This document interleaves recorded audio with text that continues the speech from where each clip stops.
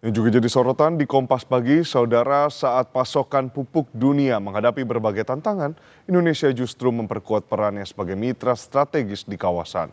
Sebanyak 47.250 ton pupuk urea asal Indonesia resmi tiba di Brisbane, Australia, menandai dimulainya kerjasama ekspor strategis antara kedua negara.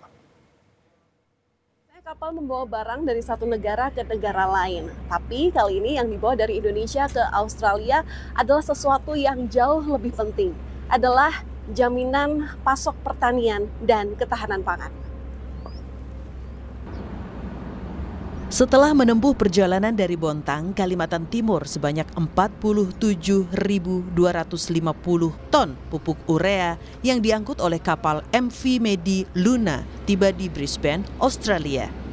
Kedatangan pengiriman ini menjadi tonggak penting implementasi kerjasama ekspor pupuk Indonesia-Australia melalui skema government to government dalam memperkuat ketahanan pangan serta stabilitas rantai pasok pupuk di kawasan Indo-Pasifik.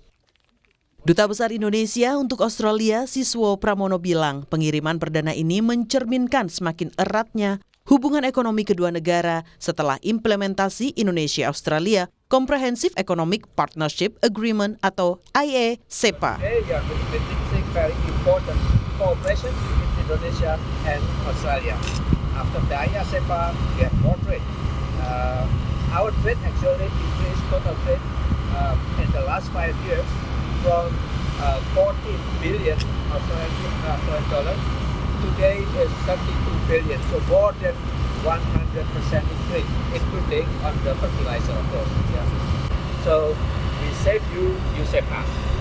It's a strong Indonesia benefit Australia, and strong Australia benefit Indonesia. So let's us work together, and I believe it's not the first time.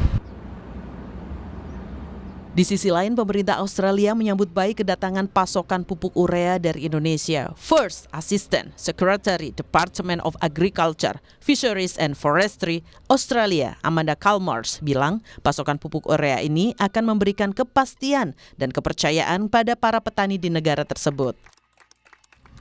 As Prime Minister Albanese has said, Australia does share a deep trust and an unbreakable bond with Indonesia, our neighbours and our partners. They're also our friends.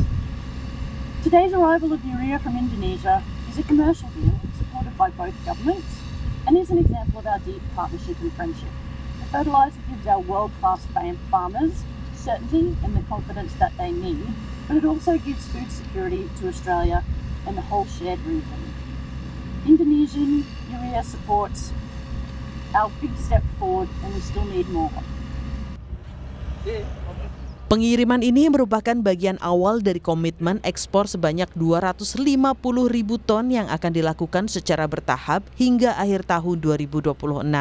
Sementara itu, Direktur Utama Pupuk Indonesia Rahmat Pribadi bilang, Pupuk Indonesia Persero memastikan bahwa ekspor pupuk urea ke sejumlah negara, termasuk Australia ini, tidak akan mengganggu pasokan bagi petani dalam negeri. Pada prinsipnya arah dari Bapak Presiden adalah satu, penuhin dulu kebutuhan pupuk dalam negeri untuk para petani kita.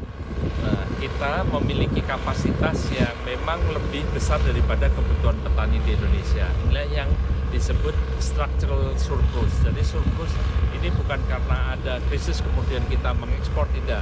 Tapi karena memang desain secara struktural industri di Indonesia, khususnya pupuk itu, sebagian adalah ekspor oriented.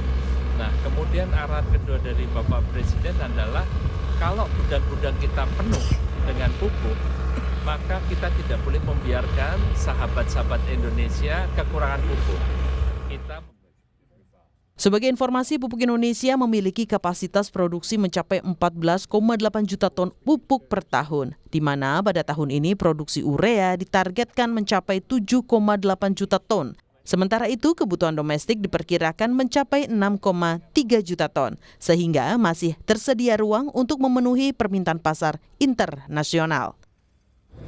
Saudara, pengiriman perdana ini menjadi tonggak penting untuk memajukan kerjasama ekonomi antara pemerintah Indonesia dan juga pemerintah Australia. Bukan hanya pengiriman urea pertama, tapi ini adalah komitmen untuk sama-sama menjaga, memperkuat ketahanan pangan regional, kemudian juga meningkatkan ketahanan rantai pasokan, dan yang paling penting adalah mendorong untuk adanya kerjasama industri jangka panjang. Valentina Sitorus, Kompas TV, Brisbane, Australia.